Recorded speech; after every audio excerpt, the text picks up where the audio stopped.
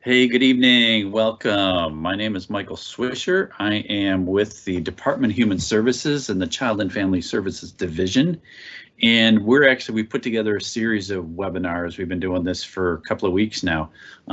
Team of us put together some webinars to really try and support parents in the best way we can. We're all in this together and we will get through this together, but we recognize that parents are struggling. There's a lot going on. Our world has been turned upside down, and we should be at work. Our kids should be at school. We should be able to have some time away from each other and somewhere outside of whatever house, room, apartment we live in to be able to get out. And one of the things we understand is that people get angry, and that's going to happen. And I'm here to say that anger is good. There's a reason. If you find what's known as the Serenity Prayer, I found it as a Serenity Pledge. But anyhow, just being, that whole thing about being able to find the serenity to accept things we cannot change, encourage to change the things we can, and the wisdom to know the difference. Well, we'll talk a little bit about that, but let's talk about anger. Let's understand a couple of things. So anger truth number one. We are allowed to be angry. We're allowed to get angry. We're allowed to have all of our emotions. That's real. That's one of the only true things you can ever say, and no one can ever tell you otherwise. We've been taught, I will say, socially, society has taught, in particular women, that you're not supposed to get angry.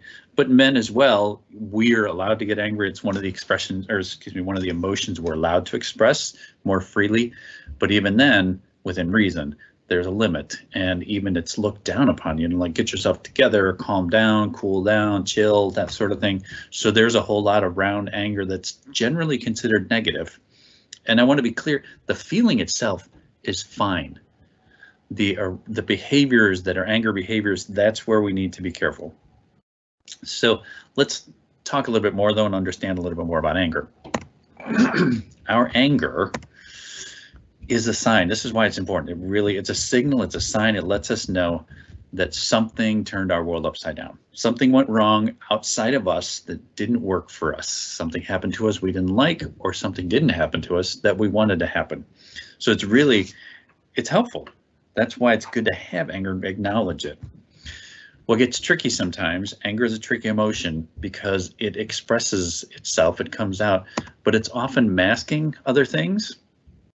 So there are other emotions you can often find if you start to go below and inside your anger. And that's really what part of this is about, is for us to take some time to think about, am I truly angry about something? Did something really wrong happen? Or is it something else? We can feel angry. In fact, in men, depression really often comes out as expressed as anger.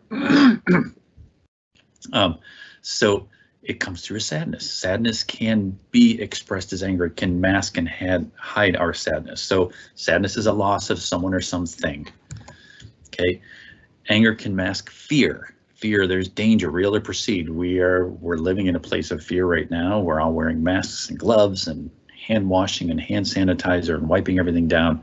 We're not going to places that we usually go. So there's a fear out there right now. Other thing, embarrassment. I see this with my teen. He does something stupid, and we all do stupid things. He's not the only one. Certainly doesn't have the corner on the market. But we do something stupid and we get defensive, like we don't want to get judged on it. We don't want to get scolded about it. So get defensive, get angry. So it's just another way of like, that anger is really not anger in that case. In that case, it's embarrassment. So it can be hard to figure out what really is real, genuine anger. But as I said, anger is when things don't go our way, when we don't, and we have a right to be angry. Things didn't go our way. We didn't like what happened. So what happens, just to break that down a little bit more, our anger, it's caused by big things that are way beyond our control. Think about this pandemic and the fact that, as I said, our worlds are upside down. I shouldn't be doing this. Generally, I do workshops live and in person with people in the room, which I really enjoy doing it this way. So we wouldn't be doing this sort of thing. Number two, other things, actions of others that are also beyond our control.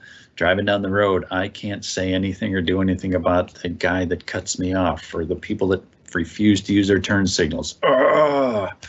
shakes fist at the sky. So those are things that are real. We can't control them, okay? There's actions of others, and I think about, living in a house with the same 3 or 4 people or more, or if you're in a house or an apartment or a room, but we are stuck right now. Generally, we're going to our jobs and kids are going to school and we're away from each other for a good chunk of time. We come back, we have a meal, we go to bed, we get up and do it over again. Right now, we are all together 24/7 all the time. And so they're doing stuff that really kind of gets on our nerves. We bump into each other, okay, literally and figuratively. So those actions of others, those are things we can influence. So I want to break that down a little bit. We'll go further with that a little bit later. Excuse me.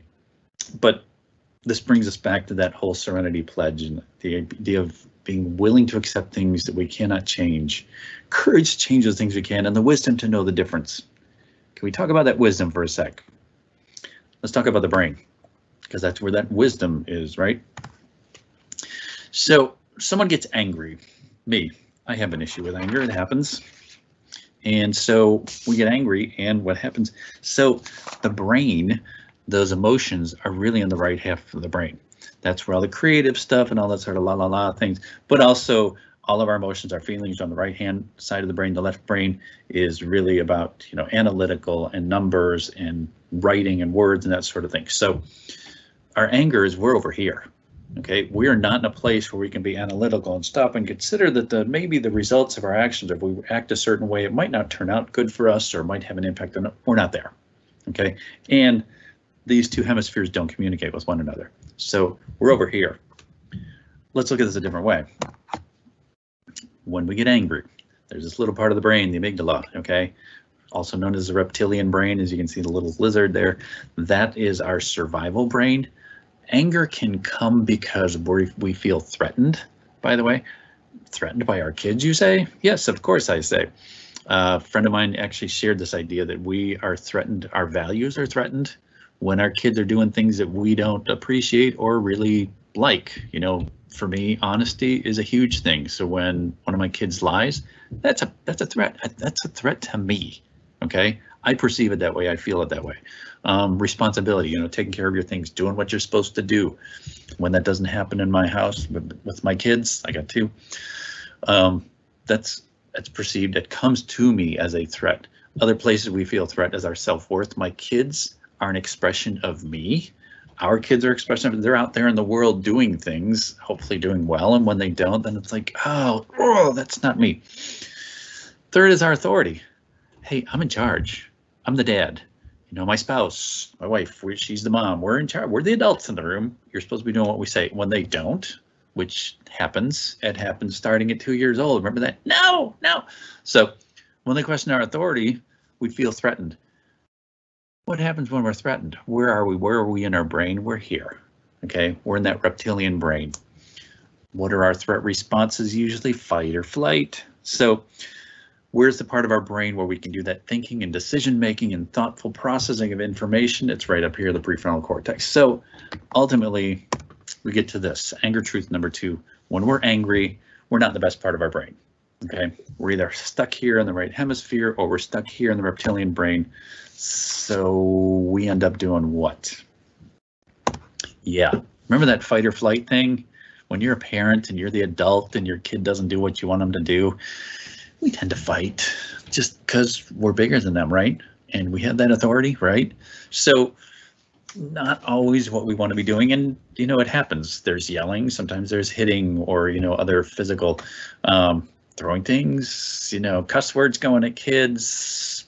Parents are looking at sometimes, I'm going to get you. I'll show you a little stinker. Silent treatment. That was one of my mom's favorite, like a rumph. So we do that.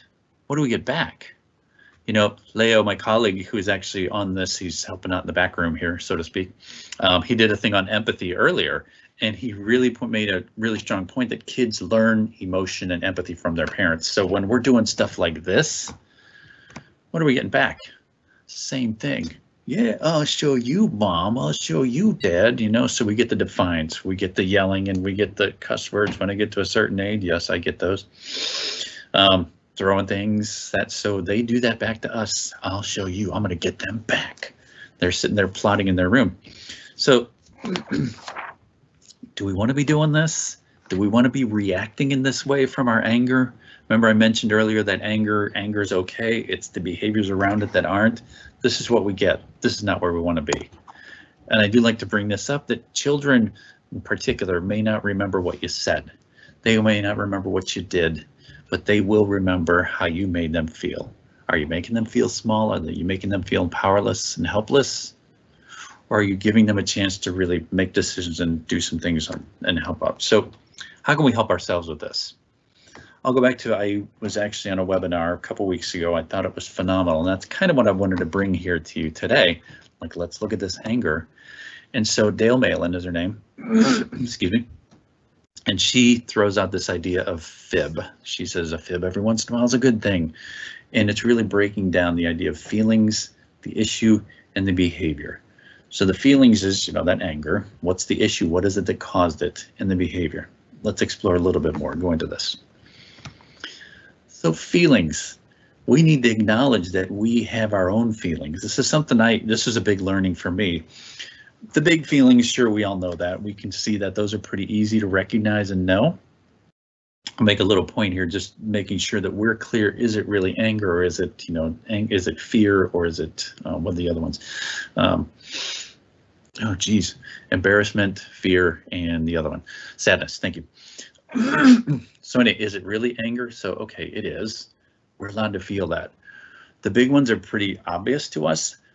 And this was a learning for me, is when it's those minor annoyances that kind of grate on us and they kind of add up, and these are kind of things that really can happen, especially with kids, but also spouses, where there's that thing that always happens and so they add up.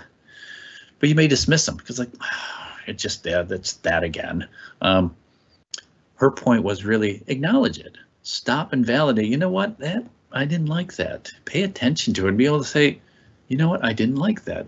And it's actually, when you're dealing with a spouse, someone you're with, you can actually say, no, I didn't like that. And it's a little fight and doesn't turn up into a big one. And so you can actually respond in a way.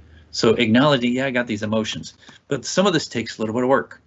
It takes some work, like I say, being able to distinguish that, yes, this is definitely an anger thing. Okay. And where is it? What caused it? What's happening? Am I really feeling this? Yeah, I am. Where do you feel it in your body? Do you feel it behind your face? Do you feel it somewhere in the abdomen? Do you feel it in the shoulders? Where does it happen for you? Is it in the chest? Is it a tightness? What is that? Where is it? Stop and pay attention. People talk about mindfulness. This is a real specific kind of mindfulness. What am I feeling? And then being able to get to that next question, why? What happened? I want to make a little caveat. This is Mental Health Awareness Month. And I want to state that people who have a mental illness of any sort, I actually suffer from depression myself, and I see a therapist. And so acknowledging that there may be anger that are coming from other places, past that we may have a history, those sort of things, that's a little bit different. That's not what I'm talking about. And if you need help with that, we can provide that help. That's what we do in my department. But I need to wrap a little box around that one. So what happened? Something happened that turned our world upside down. Okay, I got mad about something. So what are those things? This is the next part that was really important, is being able to identify what is it that made me mad? What ticked me off? It's got, the royal they, right? Everyone have a number of kids where wasn't me, anyhow. So they didn't put away the dishes. What is it that's bad? They don't put away the dishes. They don't put away the toys. They don't put away the dirty clothes. They don't put away the clean clothes. They don't put away the shoes, the books, the glasses. The list goes on of all the things that get put away. We're living together 24/7. The amount of stuff that doesn't get put away and that pile up and what the house looks like. Whew. Anyhow, what are some other things? They don't go to bed on time. They get lost during study time. Those devices where it's a real simple swipe to be on the videos they want to be watching and not the work they should be doing. Too much time on a screen in general. These are things like start to tick me off, right? Tick us off. You have your own list. And that's where I want you to be able to start to identify what is it that's really bugging me. There's all this general, they don't do what I say. What are the specifics? So that's where we need to get even more specific. So we get to the behavior part. What do you want?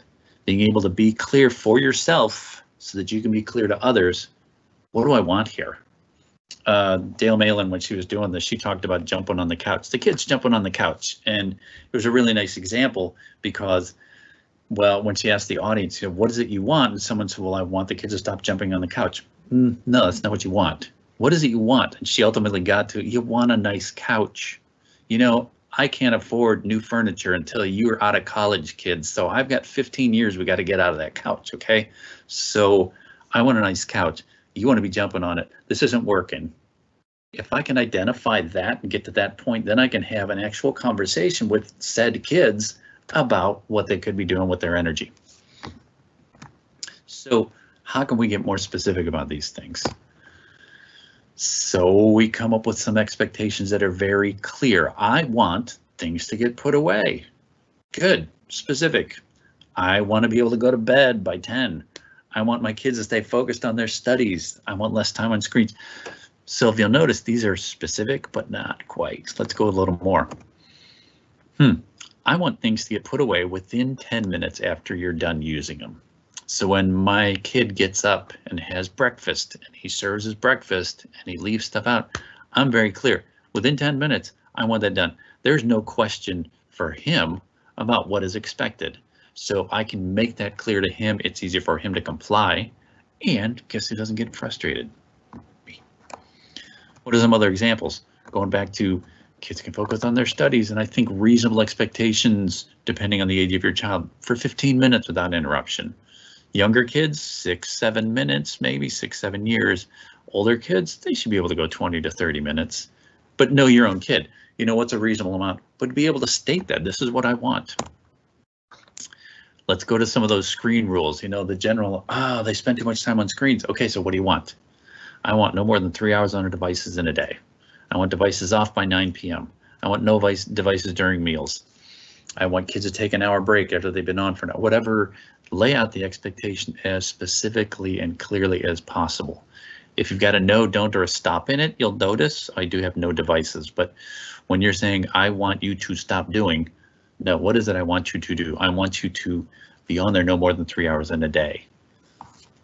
Okay. By the way, we have a question and answer thing, so be sure and pop questions up there. I'll be getting to those when we get to the end. Please share. So we've got our feelings. We did the digging. We know what our feelings are. We figured out what the issue is, and now we figured out what we want.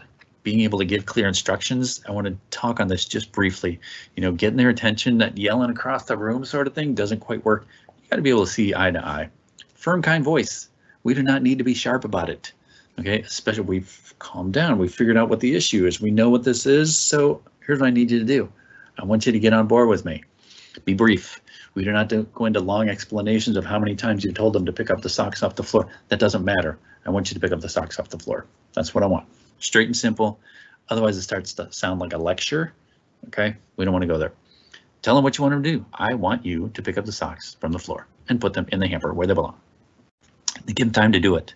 This is a lot of times you get frustrated because you're like, well, pick them up. Did you pick up the socks yet? Where are the socks? They're still there. Kids need up to 7 seconds to process some information. So if you're jumping on them 3-4 times in that 7-second period, they haven't even gotten to the brain yet to figure out like, oh, I need to go pick up the socks. So give them some time.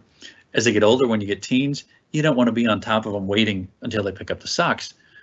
I need you to pick up the socks, walk away. They need to have their moment to be defiant.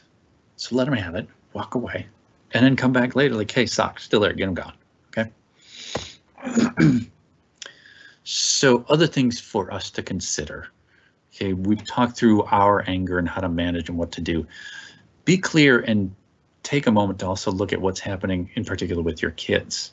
When they're doing stuff that is driving us nuts, okay, what's going on? Behavior is communication. They're telling us something, not using their words, but they're telling us something. So being able to stop, look, listen. I like the idea of listening with your heart, but really listen with your eyes, ears, and your heart to be able to say, what's going on here? Hungry, tired, bored, tired of being in the same space with the same people for 7 or 8 weeks now?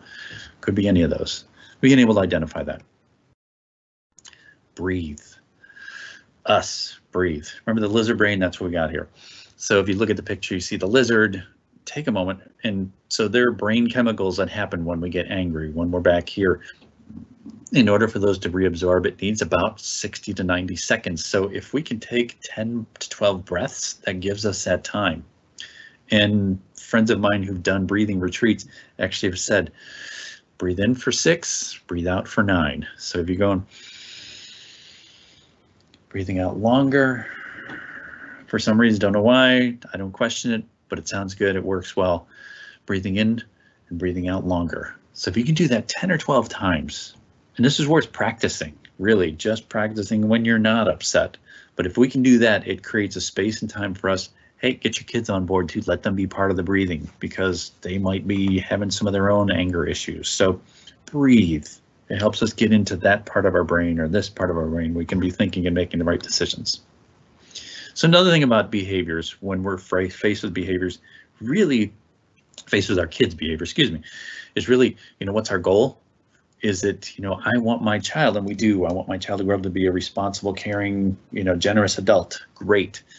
Can we address that in this moment? Or is it something like maybe there's a little lesson I need to put in here? Sometimes though, this is where we are. I just need to get the screaming child out of the supermarket because I can't anymore. Of course, no one's in a supermarket with their kids right now, but if that, in that sort of example, I just need to be through this moment and that can be okay. If that's your goal, got it. Sometimes we can't ignore behaviors. Going back to those things we can control and we can't control. Sometimes, can we just let it go?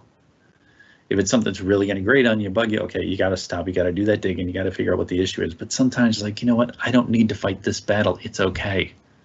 If they don't get a shower for 3 days because they decide, okay, that's fine. All right. Does it smell a little bit? Yes. Once it really starts to smell like, okay, I need to shower.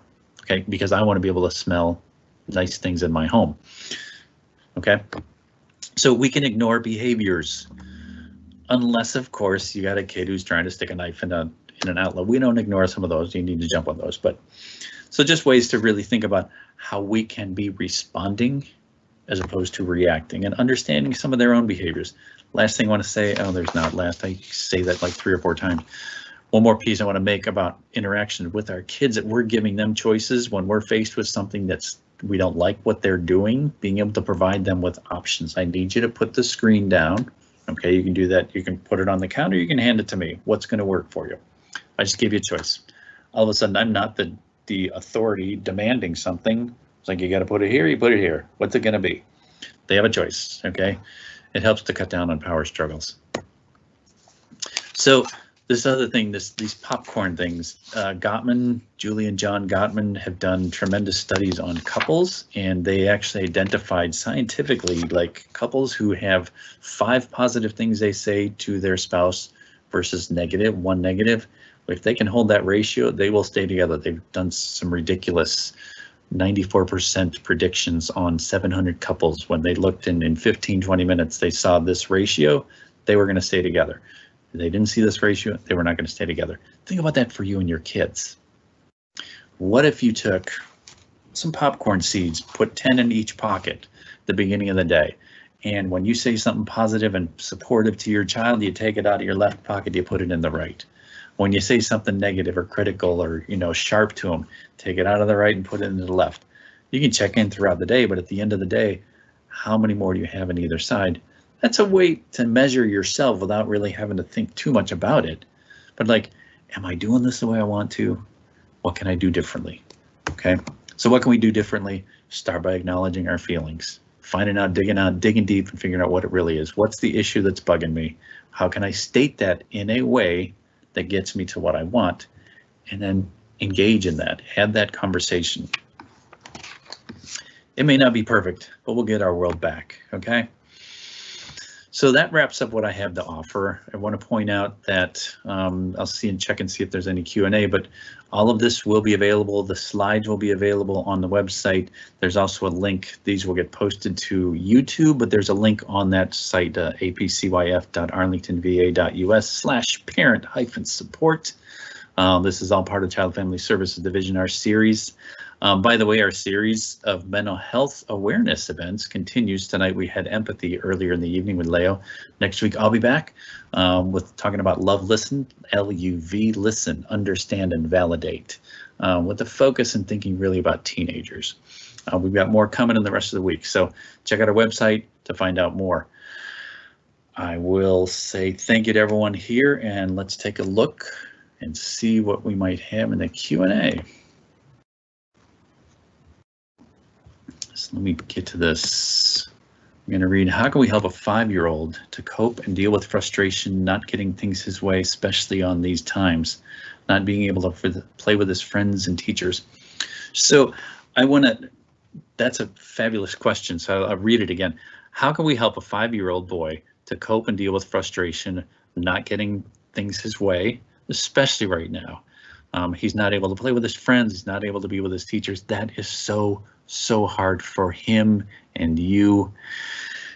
Acknowledge that. I'm sure you've done this, but I want to say it, and I'll just say, start with his feelings in the same way that I'm talking about us, acknowledging our own feelings. It's like, oh my gosh, honey, this is awful and it stinks and it's terrible. And you really do want, every time he has that. So there's actually, we'll do this, and I don't have a date for this yet, but I'm gonna share something real quick called Flip It, F-L-I-P. You can always start with your F, always, the feelings. You'll never go wrong if you can stick with and hold on to his feelings. He's having a really hard time. He's frustrated. He's yes, it's sad. I think in his case, there's a lot of sadness. So being able to acknowledge very clearly, yes, I know, and I'm so sorry, and give him those hugs, give him that. So the F, the L is a limit. We still have to be like this for a while, and we don't know when it's going to be over. So F, I acknowledge this is really bad. I know. An inquiry, I, so F-L-I-P, inquiry. How can we help? What can we do to make this better right now? And then P would be a prompt. That a 5-year-old, generally you don't wait too long. So if you start with their feeling, honey, I know, I see you're really upset, that you really want to be with your friends and you want to go back to school. We still have to be like this. I'm so sorry. What can we do to make it better? What if we Zoom called your buddy Josh? So being able to give those sort of things. This actually is a really neat method that helps the kid feel like I'm heard, okay? But acknowledge like we're still here. The more that you can provide that sense that I feel heard, I think is just one of the most powerful things about it. And then looking and having, if you can come up with some options and then let him have some choice in those, because one of the things he's lost right now also is a great deal of choice. We all have, okay? And being able to share that too. Honey, we are too. We're having a hard time too. So let's think of some things we can do, and maybe make a list of 3 to 5 things for someone that age. You don't want to go more than that, maybe even just 3. You know, a special game that he can play later in the day. And you can take him outside. I want to be clear. There are people that think you can't go outside. You can take kids outside. Go walk on a trail or walk through woods or somewhere nearby. Just go for a walk around the block. Anything to get outside. If he's on a bicycle, a scooter, anything. You could have a picnic. We actually did that a couple weeks ago right in front of our condo. We've got a little grassy area. We live in an apartment. We had a little picnic. So anything you can give him as a something other than, okay? Thank you for that question.